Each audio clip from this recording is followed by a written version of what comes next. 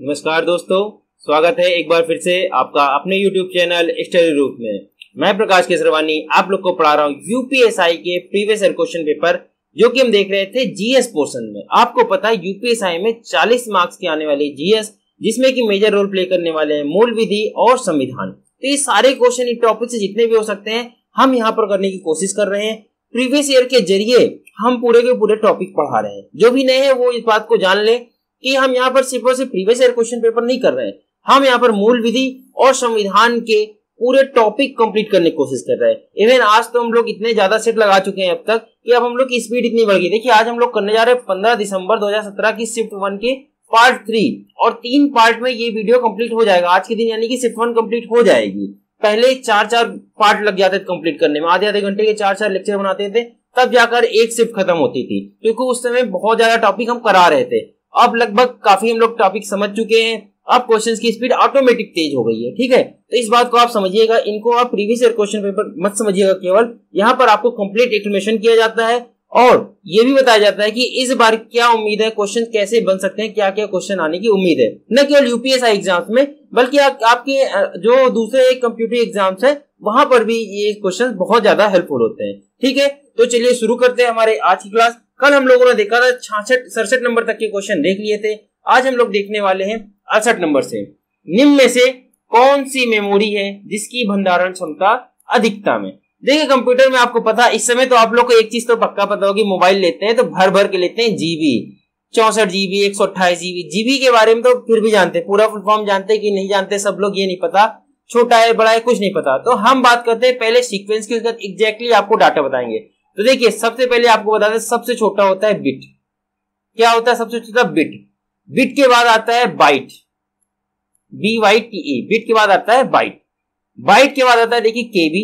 यहां से अब आप साइड में पढ़िए, उसके बाद फुल फॉर्म बात बताएंगे। देखिए बिट हो गया, बाइट हो गया, अब केबी यानी किलोबाइट, फिर एमबी यानी मेगाबाइट, फिर आता है जीबी, यानी ये आप यहां पर बात कर रहे होते हैं जीबी।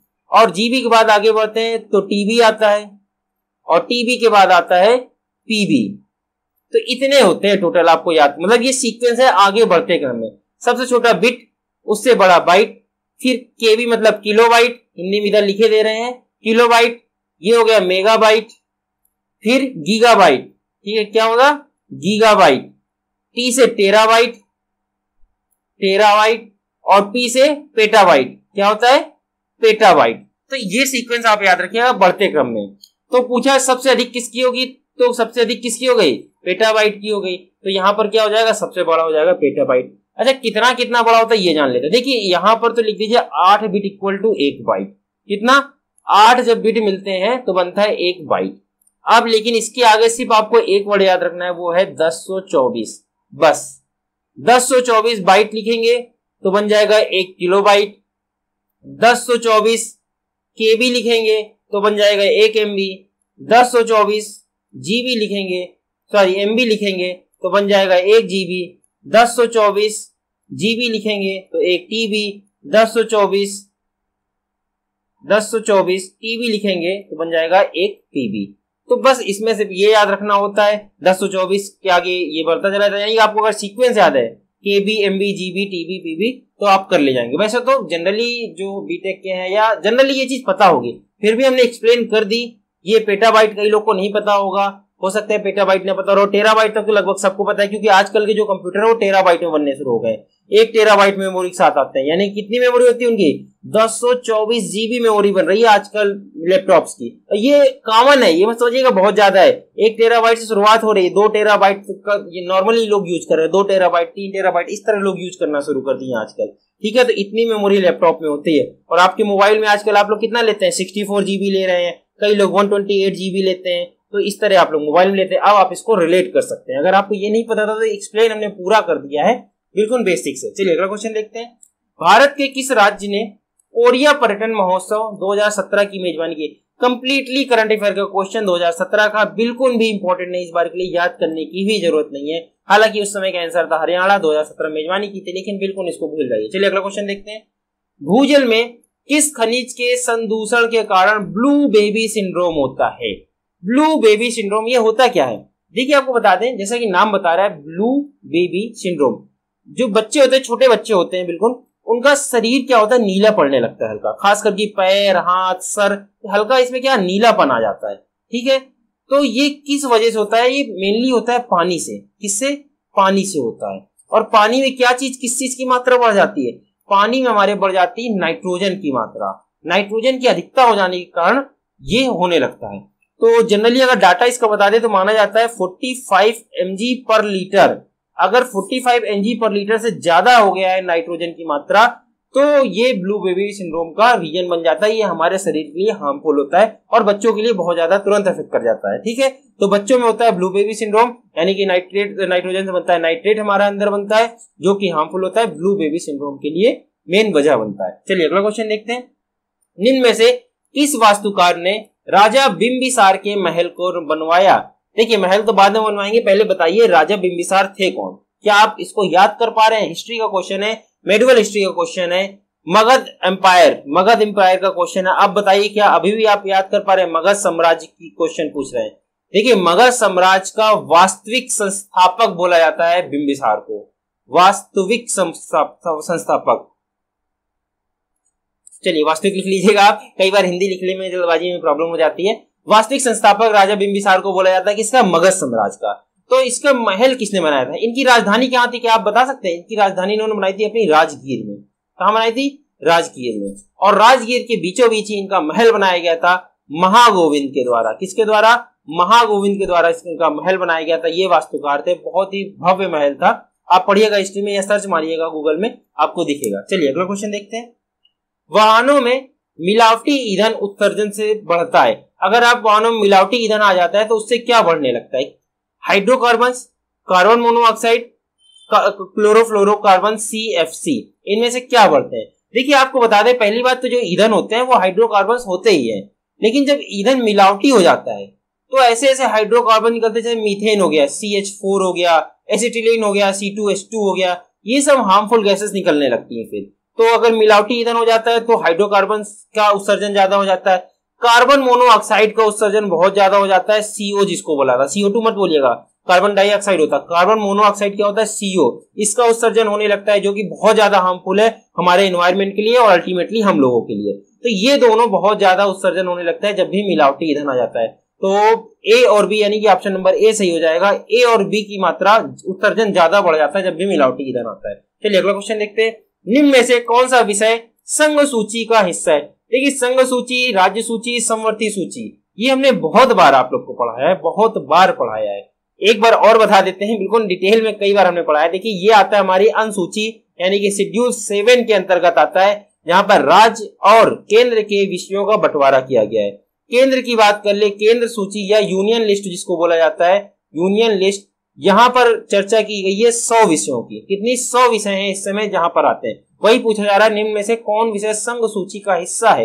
नीचे से बताना है कौन सा संघ सूची का हिस्सा है 100 विषयों में। तो देखिए, पहले थे 97, ये भी याद कर लीजिए, पहले 97 विषय थे, अब कितने हो गए? 100 विषय हो गए। इसके बाद बात कर लीजिए सेंट्रल स्टेट लिस्ट की, यानी कि राज्य सूची की। तो राज्य सूची में आपको बता दें इस समय 61 सब्जेक्ट आते हैं, पहले होते थे 66 सब्जेक्ट। और बात कर ली जाए समवर्ती सूची की, समवर्ती सूची या इंग्लिश में बोलते हैं कॉनकरेंट लिस्ट। कॉनकरेंट लिस्ट में इस समय आते हैं 52 सब्जेक्ट, पहले आते थे 47 सब्जेक्ट। ये जो 5 यहाँ पर कम हुए, ये मूव करा दिए गए समवर्ती सूची में। अब आइए नीचे पढ़ते हैं। बीमा, जनसंख्या नियंत्रण और परिवार नियोजन, यहां से समझने को कोशिश। जनसंख्या नियंत्रण और परिवार नियोजन, क्या केवल ये केंद्र का मुद्दा हो सकता है या केवल ये राज्य का मुद्दा हो सकता है? कभी भी नहीं, ये आएगा कॉनकरेंट लिस्ट में। नाम से पता चल रहा है कि ये भाई सबका मुद्दा होगा। राज्य भी चाहेगा कि जनसंख्या नियंत्रण हो, परिवार नियोजन हो, संघ भी चाहेगा, तो ये समवर्ती सूची का हिस्सा हो गया, यानी कि संघ का नहीं हुआ तो इसको काट दीजिए। अगला ये ट्रेड, जानवरों और पक्षियों की सुरक्षा, किसका हिस्सा होगा? ये भी कॉनकरेंट लिस्ट का होगा।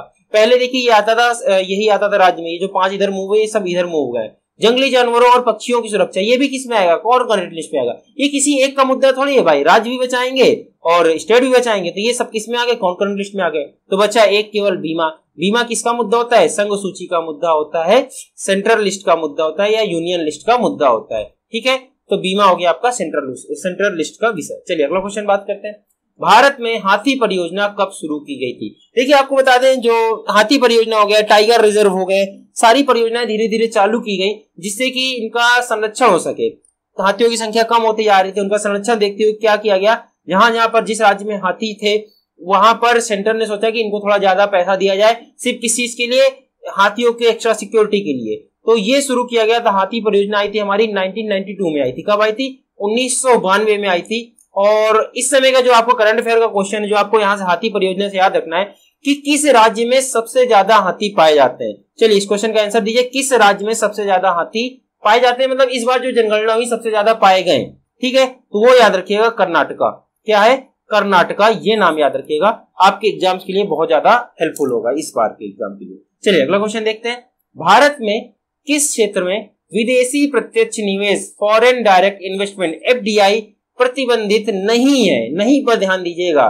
कई ऐसा क्षेत्र है, आपको बता दें, जहां पर एफडीआई प्रतिबंधित है। जैसे सिगार निर्माण, सिगार से सारी चीज, सिगार हो गया, सिगरेट हो गया, धूम्रपान की कोई भी चीज हो गई, बीड़ी हो गई या कोई भी चीज हो गई, इन सब में एफडीआई वर्जित होता है, फॉरेन डायरेक्ट इन्वेस्टमेंट नहीं आता है। इससे क्यों, आप ऐसे भी समझ सकते हैं, कोई विदेशी चाहे तो आपके देश में आए और बहुत ज्यादा पैसे लगाकर इन सब की प्रोडक्शन बढ़ा दे, और फिर अल्टीमेटली नुकसान किसका होगा? आप ही का होगा, आप इसको कंज्यूम करेंगे। चिट फंड व्यवसाय, ये सब ऐसे व्यवसाय, चिट फंड हो गया, धोखाधड़ी हो गया, या कई भी ऐसे इस तरह के बहुत सारे चीज होते हैं जो पैसों से रिलेटेड मामले होते हैं। इन सब में, या लॉटरी सिस्टम हो गया, जैसे लॉटरी सिस्टम हो गया, ये सब में भी एफडीआई पूरी तरह से वर्जित है। इन सब में भी एफडीआई को बिल्कुल भी हस्तक्षेप नहीं करने दिया जाता है, प्रतिबंधित है। हस्तांतरणीय विकास अधिकारों में व्यापार, जो भी ट्रांसफरेबल डेवलपमेंट अधिकार होंगे, जो ट्रांसफरेबल होंगे, उन सब में भी एफडीआई वर्जित होती है, इसमें भी एफडीआई नहीं आती। और कुछ सब्जेक्ट जो आप याद कर लीजिए, परमाणु ऊर्जा याद कर लीजिए, किसमें किसमें वर्जित है, नहीं ला सकते एफडीआई। परमाणु ऊर्जा का कोई सब्जेक्ट होगा उसमें एफडीआई हम नहीं लाने देंगे। ठीक है, रेलवे याद रखिएगा, ये सब इंपॉर्टेंट आपको बता रहे। रेलवे में भी एफडीआई कभी भी नहीं लाने दिया जाएगा, ये सब वर्जित है। चाय बगान में वर्जित नहीं है। यहाँ पर पूछा गया था किस में वर्जित नहीं है, तो चाय बगान के लिए वर्जित नहीं है। चाय के लिए आप एफडीआई ला सकते हैं, आप प्रोडक्शन बढ़ाएं चाय का प्रोडक्शन बढ़ेगा, अल्टीमेटली ये भारत के लिए भी हेल्पफुल है, और उसको हम निर्यात करेंगे वो विदेशों के लिए भी हेल्पफुल होगा। तो इस सब चीजों में हम एफडीआई लाते हैं जिनसे सबका भला हो। ये सब चीजें ऐसी थी जिनसे भला नहीं होगा, बल्कि इनका गलत इस्तेमाल किया जा सकता है विदेशी शक्तियों द्वारा, तो यहाँ पर एफडीआई वर्जित होता है। चलिए अगला क्वेश्चन देखते हैं। इनमें से कौन सा आयकर से जुड़ा नहीं है? फिर से नहीं पर ध्यान दीजिएगा, आयकर से जुड़ा नहीं है।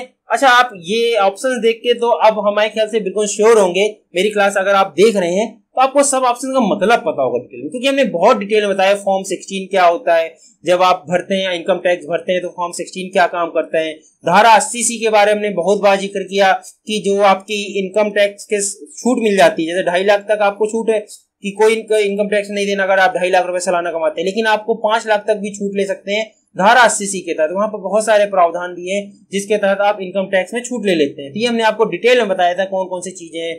फॉर्म 16 बताया था इनकम टैक्स भरते समय, ITR इनकम टैक्स रिटर्न 5 ये भी बताया। इनकम टैक्स रिटर्न नाम से ही पता चल रहा है इनकम यानी कि आयकर की बात हो रही है, तो ये भी आयकर से जुड़ा हुआ है। तो ये आपको नाम से ही पता चलना चाहिए था, वो भी डिटेल में जानना, इनके बारे में पता होना चाहिए था। अगर आप हमारी क्लास देख रहे हैं, बहुत डिटेल में आपको समझाया है हमने।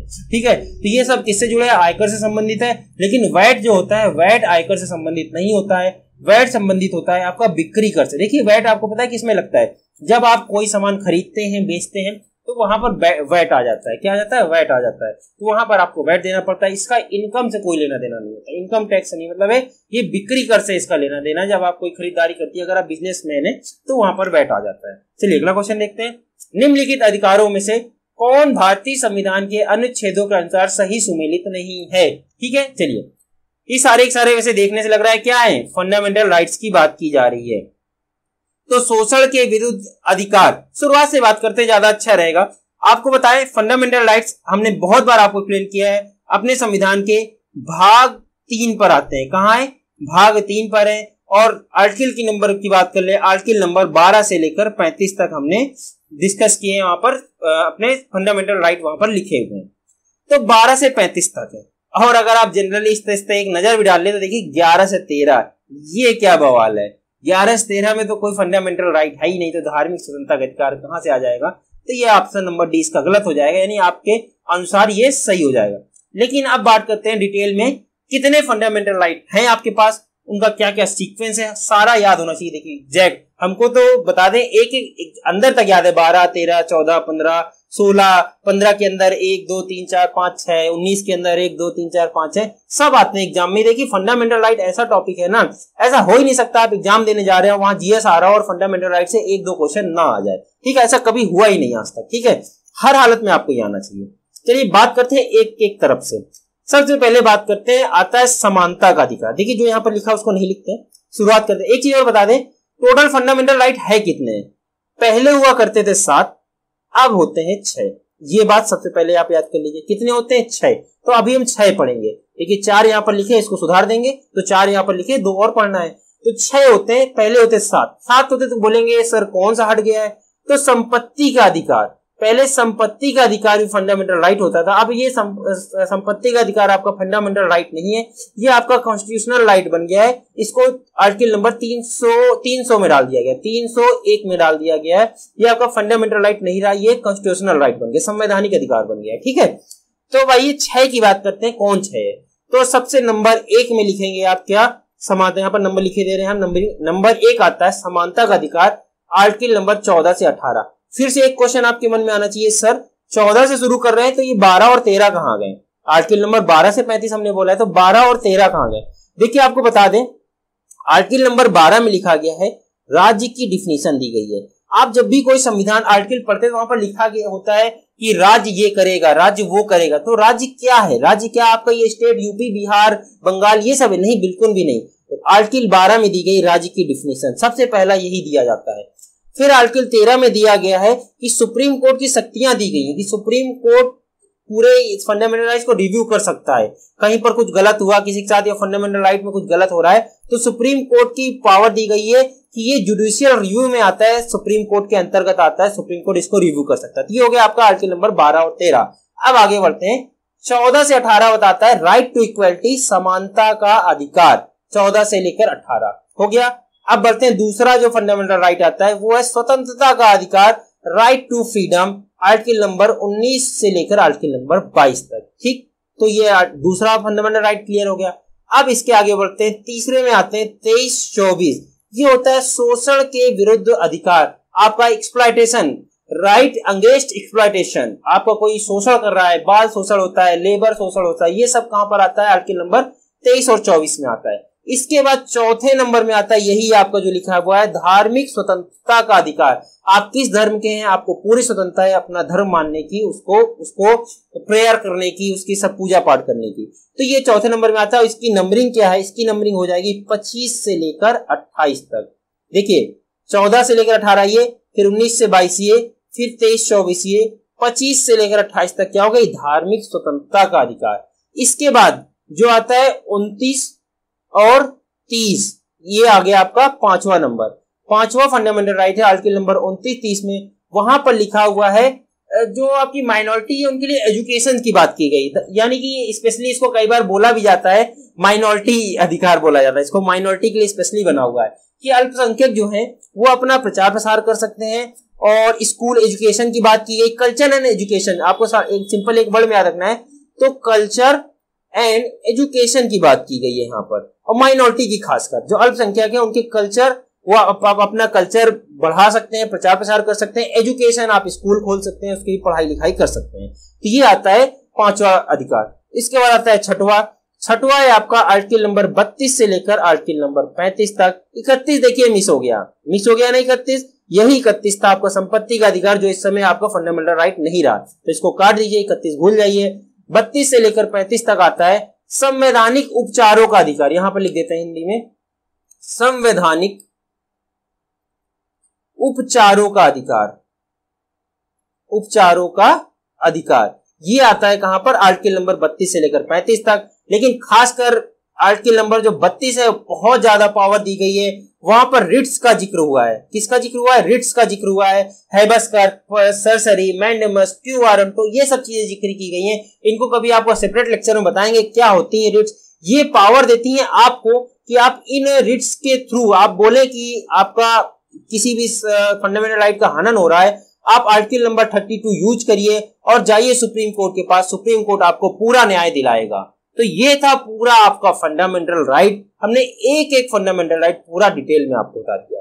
बिल्कुल इसको नोट्स बना लीजिएगा। और यहाँ पर आज हम आपको बोलेंगे कि फेयर नोट्स बनाइएगा। आप वीडियो को 5 मिनट वापस बैक करिएगा। अभी तो हमने इधर से उधर लिख दिया है, इधर से इधर है, अभी तो बहुत कंफ्यूज हो जाएंगे, हौच पौच हो जाएगा। लेकिन 5 मिनट आप इसको वापस बैक करिएगा, वीडियो को पीछे करिएगा, कॉपी उठाइएगा, पेन उठाइएगा और लिखना शुरू करिएगा। एक तरफ से जिस तरह हमने बताया है पूरा लिख डालिएगा। हम आपसे वादा करते हैं, आपका कोई भी एग्जाम हो, कोई भी एनी A to Z कोई एग्जाम हो, ऐसा हो नहीं सकता यहाँ से आपको 1-2 क्वेश्चन देखने को ना मिले, ऐसा हो ही नहीं सकता। हम आपको चैलेंज करते हैं। तो ये अब आपके ऊपर है कि आप कितना सीरियस हैं अपने एग्जाम्स के लिए। थोड़ा आलसी हैं, 5 मिनट वापस पढ़ नहीं सकते, नोट्स नहीं बना सकते, ये सब आपकी जिम्मेदारी है। हमारा काम है आपका मार्गदर्शन करना, आपको बताना, और आपका काम है कि राह पर चलना। चलिए अगला क्वेश्चन देखते हैं।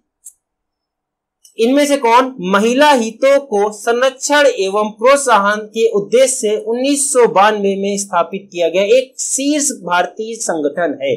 शीर्ष भारतीय संगठन कहने का मतलब इसको संवैधानिक अधिकार भी प्राप्त है, संवैधानिक संगठन है, ठीक है। तो महिला के लिए बनाया गया था 1992 में। आपको बता दें 1990 में इसकी बात शुरू हुई थी कि महिलाओं को संरक्षण दिया जाए। तो इसके चलते 1992 में फाइनली बन के आ गया था हमारा राष्ट्रीय महिला आयोग, नेशनल वुमेन कमीशन। आयोग लगा हुआ है, देखिए कमीशन है, प्रॉपर संवैधानिक अधिकार इसको प्राप्त है। ये क्या करते हैं? महिला के हितों की सुरक्षा करते हैं, समय समय पर महिलाओं के जो मुद्दे हैं उन पर आवाज उठाते हैं। अच्छा एक चीज और है, ये महिलाओं की शिकायतों पर तो ध्यान देते ही है, महिलाओं की शिकायतों पर, साथ ही साथ ये स्वतः संज्ञान भी ले सकता है, स्वतः संज्ञान भी ले सकता है। ये बात बहुत इंपॉर्टेंट है कि अगर उनको लगता है ये महिलाओं के हित के लिए है तो ये स्वतः संज्ञान भी ले सकते हैं। अब यहाँ पर आपको 2 क्वेश्चन और याद करने हैं जो आपके एग्जाम्स के लिए इंपॉर्टेंट है कि राष्ट्रीय महिला आयोग की अध्यक्ष कौन है। देखिए आप जिस लेवल के एग्जाम देने वाले हैं, यूपीएसआई हो गया या पीसीएस की बात कर ले, यूपी पीसीएस हो गया या अन्य पीसीएस एग्जाम हो गए, यहाँ पर ही इतने डीप क्वेश्चन आते हैं। इस तरह आयोग की बात की जाती है, उनके अध्यक्ष की बात की जाती है, समितियों की बात की जाती है, कौन कौन सी समिति कब बनी, ठीक है। हमने बहुत बार आपको बताया है, बहुत सारी इंदिरा शाहनी समिति के बारे में जिक्र किया, बहुत सारी समितियों के बारे में बात की। ये सब ऐसे जबरदस्त पेपर जो होते हैं जैसे आप देने जा रहे हैं, जिसकी आप तैयारी करें, 2 स्टार सीरीज जिसको बोला जाता है, आप 2 स्टार मिलने वाले हैं, आपके कंधे में 2 स्टार लगने वाले हैं, तो आपको ये सब चीज पता होनी चाहिए। तो देखिए राष्ट्रीय महिला आयोग की इस समय जो अध्यक्ष है वो है रेखा शर्मा जी। नाम याद रखिएगा, रेखा शर्मा जी, ये इस समय करंट में है, ठीक है, नाम याद रखिएगा, क्वेश्चन आ सकता है। दूसरा क्वेश्चन इसी के साथ आपको और याद रखना है कि जब राष्ट्रीय महिला आयोग बना था 1992 में, तो उस समय इनकी पहली महिला अध्यक्ष कौन थी, ये भी याद रखना आपको पड़ेगा। क्यों? क्योंकि देख रहे हैं, जब ये पूछा जा सकता है कि 1992 में बना तो कब बना, या ये भी उल्टा ही पूछ लेता महिला आयोग कब बना, तो ये भी पूछ सकता है कि पहली महिला आयोग की अध्यक्ष कौन थी। तो ये भी याद रखिएगा, इनका नाम था जयंती पटनायक, ये नाम था। ये पहली राष्ट्रीय महिला आयोग की अध्यक्ष थी। और इस समय कौन है? रेखा शर्मा। इनको तो भूलिएगा भी मत, ठीक है। चलिए अगला क्वेश्चन देखते हैं। किस न्यायिक मामले में सुप्रीम कोर्ट ने कहा था कि कलात्मक स्वतंत्रता के नाम पर महात्मा गांधी जैसे ऐतिहासिक रूप से सम्मानित व्यक्ति के खिलाफ अश्लील भाषा का प्रयोग नहीं किया जा सकता? न केवल महात्मा गांधी बल्कि जो भी ऐसे ऐतिहासिक रूप से सम्मानित व्यक्ति है, बहुत सारे लोग सम्मानित है। देखते हैं आप लोग आजकल फ्लो में पॉलिटिक्स के चक्कर में, कह दीजिए पॉलिटिक्स के चक्कर में आप लोग सोशल मीडिया में अपने ऐसे सम्मानित जो व्यक्ति हैं आपके इतिहास में, उनका आप सम्मान नहीं करते, उनका आप अनादर करते हैं। उनमें से महात्मा गांधी जी का भी कई बार अनादर किया जाता है, बहुत लोग करते हैं। बहुत सारे लोग वीर सावरकर जी का अनादर करने बैठ जाते हैं। सब लोग उनको पॉलिटिकल मुद्दा बना रखे हैं कि महात्मा गांधी कांग्रेस के हैं, वीर सावरकर भाजपा के हैं। तो देखिए भाई, ऐसा बिल्कुल भी नहीं है। सभी लोगों ने बहुत ही महत्वपूर्ण भूमिका निभाई थी आपकी आजादी के लिए। कोई भी, आप किसी को भी ऐसा नहीं बोलिए ये बहुत ही सम्मानित व्यक्ति हैं। ऐसा कोई हो ही नहीं सकता कि कोई खराब रहा हो और उसकी इतनी इज्जत हो जाए। आप पूरा इतिहास उठाकर देख लेना, इंडिया का बल्कि पूरे वर्ल्ड का।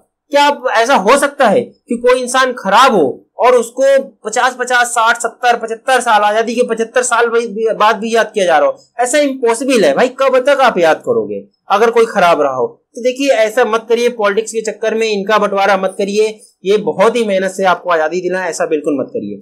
तो ये केस हुआ था, आपको बता दिया, और लेटेस्ट केस है ये 2015 का केस है, अभी हुआ था। और ये हुआ था महाराष्ट्र में हुआ था। देवीदास बनाम महाराष्ट्र राज्य का केस था, देवीदास बनाम महाराष्ट्र राज्य। उसमें इन्होंने बोला था कि देखिए बहुत ज्यादा हो रहा है, महात्मा गांधी जैसे और भी महात्मा गांधी हो गए, उन्होंने वर्ड यूज किया था, महात्मा गांधी जैसे ऐतिहासिक जो सम्मानित व्यक्ति हैं इनका अनादर किया जाता है कलात्मक स्वतंत्रता के नाम पर। तो उन्होंने बोला कलात्मक स्वतंत्रता आपके 19A में दिया ही नहीं गया है। आपके 19(1) क्या है, आपकी बोलने और एक्सप्रेशन की आजादी, बोलने और अभिव्यक्ति की आजादी दी गई, लेकिन वहां पर कलात्मक स्वतंत्रता के नाम पर आप ये काम नहीं कर सकते हैं। ठीक है, तो ये मुद्दा जिक्र हुआ था और ये बात मान भी ली गई थी। ठीक है, तो इस बात को याद रखिएगा। देवीदास बनाम महाराष्ट्र सरकार, अभी लेटेस्ट का केस है 2015 का। चलिए आज का लास्ट क्वेश्चन करने से पहले छोटी सी रिक्वेस्ट है आपसे, अगर आपने यहां तक देख लिया है वीडियो, यानी कि आपको क्लासेस पसंद आती हैं, तो देखिए वीडियो को लाइक जरूर कर दीजिएगा। इससे हमें कुछ नहीं मिलता, 1 रुपया भी नहीं मिलता। देखिए बता दें, लाइक से कुछ नहीं होता, थोड़ा मनोबल बस बढ़ता है कि आपको वीडियो पसंद आ रहे हैं। ठीक है, दूसरा कमेंट जब आप करते हैं तो कमेंट तो साफ साफ दिख जाती है कि आपका एक तरह का फीडबैक होता है, तो फीडबैक जरूर दिया करें, हमें सुधार करने में बिल्कुल अच्छा लगेगा। कुछ भी आपको खराब लग रहा है फीडबैक दीजिए, हम उसको बिल्कुल सुधार करेंगे। और अगर आप नए हैं तो चैनल को सब्सक्राइब कर दीजिएगा। एक छोटी सी रिक्वेस्ट और कर दीजिएगा, अगर आप हमारे रेगुलर स्टूडेंट हैं तो देखिए थोड़ा शेयर करिए, ये आपका भी चैनल है, अभी हम लोगों ने नया शुरू किया है, स्ट्रगल कर रहे हैं, स्टैब्लिश करने की कोशिश कर रहे हैं, देखते हैं, तो सपोर्ट करिए, ज्यादा से ज्यादा लोगों तक आप इसको शेयर करें। तो ये थोड़ी सी फीस समझ लीजिए कि ये वीडियो को शेयर कर दीजिए, ये आपका चैनल है, आपका अपना चैनल है। ठीक है, तो ये थोड़ी सी रिक्वेस्ट है लास्ट क्वेश्चन करने से पहले। चलिए लास्ट क्वेश्चन करते हैं आज का। मुद्रास्फीति यानी कि इन्फ्लेशन जिसको बोला जाता है, इन्फ्लेशन जनित मंदी, इन्फ्लेशन की वजह से जो मंदी आती है, इन्फ्लेशन जनित मंदी किसकी वजह से? वास्तविक सरल घरेलू उत्पाद यानी कि जीडीपी और बढ़ते मूल्य का संयोजन है। मतलब जीडीपी स्थिर रहेगी, अस्थिर रहेगी, बढ़ेगी, घटेगी, यानी जीडीपी का क्या होगा और मूल्य। देखिए महंगाई किन 2 वजह से बढ़ती है। महंगाई, मुद्रास्फीति की बात की जाए, एक तो नीचे इन्होंने लिख ही दिया बढ़ते मूल्य, यानी कोई भी चीज उत्पाद का मूल्य बढ़ जाएगा तो महंगाई आ जाएगी। मान लीजिए कोई एक चीज आज 100 रुपए की मिल रही है, कल 110 रुपए की मिल लगी, तो भाई महंगाई आ गई, ये तो नीचे इन्होंने लिख ही दिया। लेकिन दूसरा कौन सा रीजन है, जीडीपी का क्या हाल होगा, उस समय जीडीपी क्या हो रही होगी, जीडीपी देखिए घट रही होगी। जब जीडीपी घटती है और रेट बढ़ते हैं चीजों के, तो ये कंबाइन इस इफेक्ट को बोलते हैं महंगाई आ जाती है, मुद्रास्फीति आ जाती है, इन्फ्लेशन हो जाता है और महंगाई चरम पर पहुंचने लगती है जब 2 चीज पैरेलल होती है। देखिए मान लीजिए आपकी जीडीपी बढ़ रही हो और उसके साथ साथ प्रोडक्ट की दाम बढ़ रहे हैं, तो कोई दिक्कत नहीं है भाई, दाम तो बढ़ेंगे जैसे जैसे आप डेवलप करेंगे। अगर आपको कोई चीज 10 साल पहले 50 रुपए की मिल रही तो आज वो 70, 80, 100 की होनी चाहिए, क्योंकि आपकी जीडीपी भी ग्रो कर रही है साथ साथ, तो होगी वो इन्फ्लेशन आएगा उसमें, वो 70, 80, 90 की हो सकती है। लेकिन अगर आपकी जीडीपी गिर रही है और ये बढ़ रहा है तो ये बहुत बुरी महंगाई की चपेट में आने वाले हैं आप, ये बहुत बुरा असर डालेगा आपके पॉकेट पर। ठीक है, तो ये था इसका आंसर, यानी कि घटती हुई जीडीपी, ऑप्शन नंबर डी इसका सही हो जाएगा। तो ये था हमारा आज का वीडियो। आई होप आपको वीडियोस क्लासेस पसंद आ रहे होंगे, पसंद आ रहे हो तो वीडियो को लाइक कर दीजिएगा, चैनल को सब्सक्राइब करिए। थैंक यू वेरी मच, जय हिंद।